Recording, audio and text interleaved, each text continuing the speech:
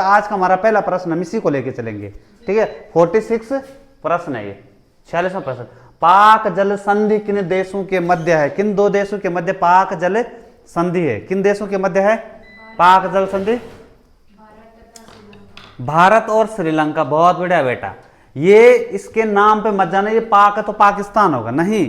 पाक जल डमरू मध्य, देखो यहाँ पर ये भारत का हिस्सा है और यहाँ पर कौन है? श्रीलंका है ना।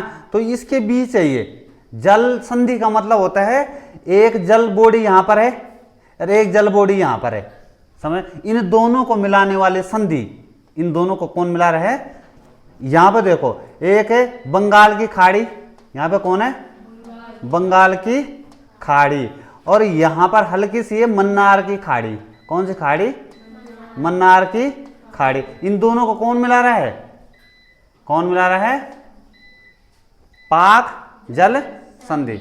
आज फिर दूसरा प्रश्न देखो यहाँ पर, बंगाल का विभाजन कब हुआ था? बंगाल का विभाजन कब हुआ? यानी कि बंगाल को दो भागों में कब बांटा गया? 1857, 1908, 1905 या 1910। बंगाल विभाजन, बंगाल विभाजन अगर आपने पढ़ा होगा तो बंगाल का विभाजन हुआ था। तो बंगाल का विभाजन कब हुआ था? 1905 में। बंगाल विभाजन के नाम से जाना जाता है। बंगाल, अंग्रेजों ने बंगाल का विभाजन किया था। क्वेश्चन नंबर 48 देखो जरा, कौन सा देश भारत का पड़ोसी नहीं है? पड़ोसी है, पड़ोस में भारत का पड़ोसी। क्या अमेरिका पड़ोसी है? ब्रिटेन पड़ोसी है? जर्मनी पड़ोसी है? चीन पड़ोसी है? चीन भारत का पड़ोसी, चीन। अब देखो जरा यहां पर 49, प्रश्न संख्या 49। ये बड़े आसान प्रश्न है। विश्व का सबसे, थोड़ा यहाँ पे प्रिंटिंग मिस्टेक हो गया, ठीक है, ये नहीं होना चाहिए यहाँ पे। विश्व, समझ गए ना? विश्व का सबसे बड़ा महाद्वीप कौन सा है? विश्व का सबसे बड़ा महाद्वीप, विश्व का सबसे बड़ा महाद्वीप कौन सा है? कौन सा है? विश्व का सबसे बड़ा महाद्वीप कौन सा है? एशिया महाद्वीप है। कौन सा महाद्वीप है? एशिया महाद्वीप सबसे बड़ा। किस में? क्षेत्रफल में। एक तो क्षेत्रफल में है और दूसरा जनसंख्या में भी। आपको पता है विश्व में सबसे ज्यादा जनसंख्या किस देश की है? किस देश की है? भारत की। भारत की क्या है? जनसंख्या में सबसे ज्यादा है, समझ गए। सबसे बड़ा महाद्वीप भी कौन सा है? एशिया है। क्वेश्चन नंबर देखो जरा, क्वेश्चन नंबर 50। बताओ ये क्या कह रहा है? ये कह रहा है भूमध्य रेखीय प्रदेश। किसकी बात कर रही है? भूमध्य, भूमध्य, भूमध्य रेखीय प्रदेश सबसे अधिक गर्म होते हैं। कारण समझ गए प्रश्न? जो भूमध्य रेखीय देश होते हैं, प्रदेश होते हैं, वो सबसे ज्यादा गर्म होते हैं। इसके क्या कारण है? क्यों होते हैं? वहां पर सूर्य की किरणें हमेशा तिरछी पड़ती हैं, वहां पर ध्रुवों के नजदीक हैं, या वह 23 डिग्री अक्षांश के क्षेत्र में है, या वहां पर साल भर सूर्य का किरण सीधी पड़ती है। क्यों है भूमध्य रेखीय प्रदेश गर्म? ये मैंने आपको पढ़ाया है जब हम जलवायु प्रदेश पढ़ रहे थे, समझ गए ना। इसका एक उदाहरण मैं तुम्हें देता हूं। देखो जरा, ये है ग्लोब। ये क्या है? ग्लोब। और आपको पता है ग्लोब ये झुका हुआ है। ग्लोब अगर हम सीधा रखते तो सीधा ये होता, पर ये झुका हुआ है 23.5 डिग्री। समझ गए? समझे? सूरज की किरणें पड़ती हैं इसमें, तो देखो सूरज के चारों ओर घूमता है कि नहीं घूमता है ना। जब यहाँ इस दिशा में रहता है तो सूरज दक्षिणी गोलार्ध में रहता है, और जब इस दिशा में आता है तो सूरज दक्षिण उत्तरी गोलार्ध में पहुंच जाता है। परंतु कुछ क्षेत्र ऐसा है जहां पर सूरज की किरणें सीधी पड़ती हैं। अब वो कौन सा है? यहां पर देखो जरा, ये हमारा ग्लोब ही है। समझ गए नहीं समझे? अब ये देखो, ये ग्लोब, इसके बीच, समझ गए ना, इसके बीच का जो क्षेत्र ये देखो, ये भूमध्य रेखा है और इसी को भूमध्य रेखीय प्रदेश कहते हैं। और यहां सूरज की किरणें क्या पड़ती? वर्ष भर सीधी पड़ती। इसी वजह से क्या है, यहां पर गर्म रहता। ये कारण है इसका। समझ गए बेटा? अब देखो, ध्रुवों पर 6 महीने दिन और 6 महीने रात होती है। इसका कारण भी वही है कि सूरज की किरणें यहां पर तिरछी पड़ती हैं और पृथ्वी के चारों, सूर्य के चारों ओर घूमने के कारण क्या होता है, 6 महीने की दिन और 6 महीने की रात होती। अगला प्रश्न दो, ये देखो 51 क्या कह रहा है, सदाबहार वन पाए जाते हैं। सदाबहार वन कहाँ पाए जाते हैं? सदाबहार का मतलब समझते हो ना, सदा हरे भरे वन, वहां जहां पर वर्षा बहुत कम होती है, या टुंड्रा प्रदेशों में, या सबसे अधिक वर्षा वाले क्षेत्रों में, या रेगिस्तानी क्षेत्रों में। कहां पर होते हैं हरे भरे वन? जहां पर कम वर्षा होती है। देखो जहां पर कम वर्षा होगी ना, तो वहां पर वन क्यों पाए जाएंगे भाई, हरे भरे। और टुंड्रा प्रदेशों में तो पाए नहीं जाएंगे। टुंड्रा प्रदेशों में तो कैसे वन पाए जाते हैं? ये वन, चीड़ वाले वन, ये टाइप के वन देखे आपने, ये वाले वन, ये वन जो होते हैं, ये इस टाइप के वन टुंड्रा प्रदेशों में। रेगिस्तानी क्षेत्रों में तो वन तो मतलब ही नहीं बनता है, जिसका नाम रेगिस्तान है, रेत, वहां कटीली झाड़ियां पाई जाती है।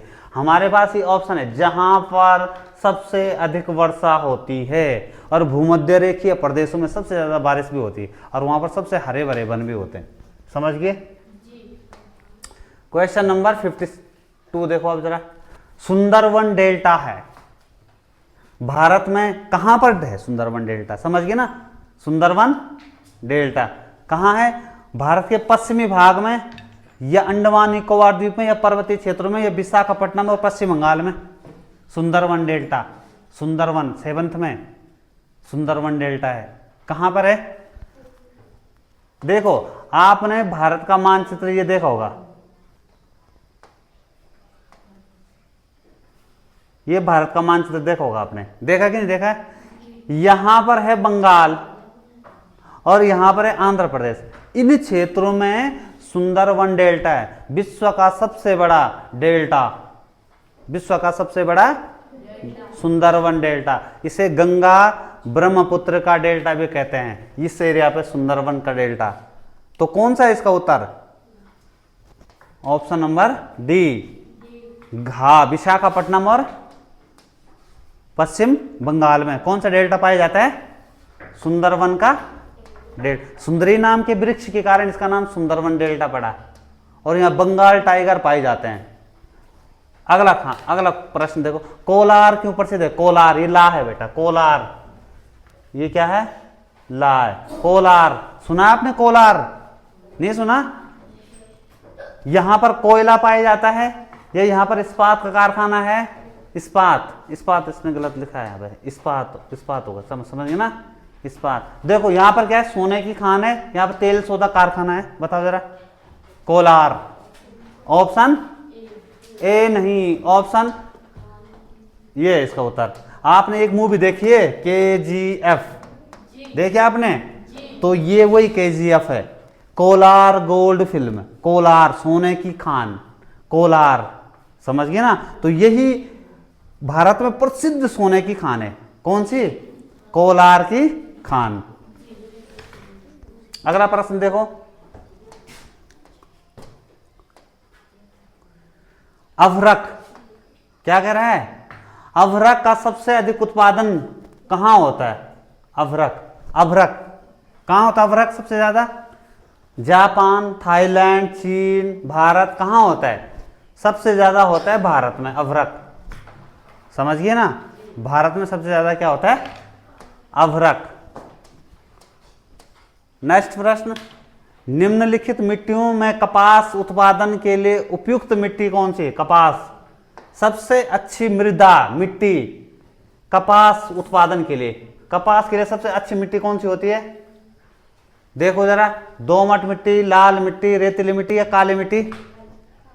पढ़ा है हमने, कौन सी मिट्टी है?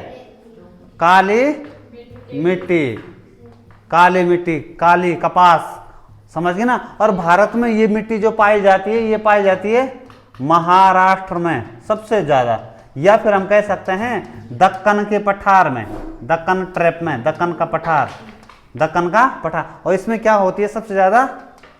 कपास। क्या होती है? कपास होती है।